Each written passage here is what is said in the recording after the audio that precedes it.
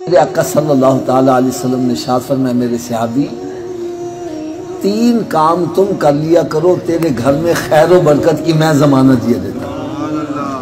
सहाबा इकराम अलैहिम रिदवान इरशाद फरमाते हैं, हमने उस सहाबी को बड़ा तंगदस्त देखा, कर्ज के बोझ के नीचे भी दबा देखा, लेकिन जब उसने सरकार सल्लल्लाहु अलैहि वसल्लम के बतलाए हुए नुस्खे पर अमल शुरू कर दिया तो रब ताला ने इतना नवाजा कि अब वो मदीने शरीफ की गलियों में झोलियां भर भर के खैरात करता था, दौलत खत्म नहीं होती।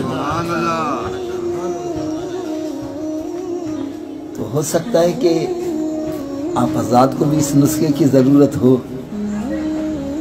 और आप सोच भी रहे होंगे, यार ये पता नहीं कितना मुश्किल मसला होगा, कितना मुश्किल नुस्खा होगा जिससे बंदे का मुआशी मसला हल हो जाए।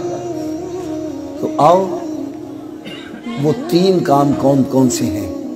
नंबर 1 फरमाया, जब घर में दाखिल हुआ करो तो घर वालों को सलाम कर दिया करो। क्या करना जी? सलाम कर लिया करो। दूसरा काम फरमाया, 1 मरतबा मुझ पर भी सलाम भेज दिया करो। और तीसरा काम फरमाया, 1 मरतबा सूरह इखलास भी पढ़ लिया करो। अब तीनों काम कैसे करने हैं मैं प्रैक्टिकल करके बतला देता हूँ। यूं समझे जैसे मैं घर में दाखिल हुआ हूं, ऊंची आवाज से कह दूं अस्सलामु अलैकुम।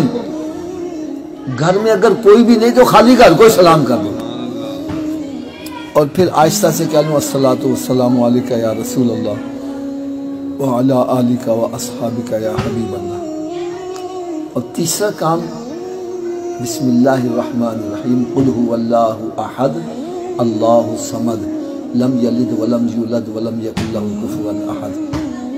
ये काम मुश्किल है कि आसान है? उनसे बोलो तो सभी अमल कर लेंगे। अच्छा, ये भी बतला दूं, आप भूल भी जाओगे तो याद रखने का भी नुस्खा बतला दूं। याद रखने का नुस्खा ये है, जो भी आपको मिले उससे कहा करो, भाई आप भी 3 काम कर, भाई आप भी 3 काम कर ले, भाई आप भी 3 काम कर लिया करो। जब आप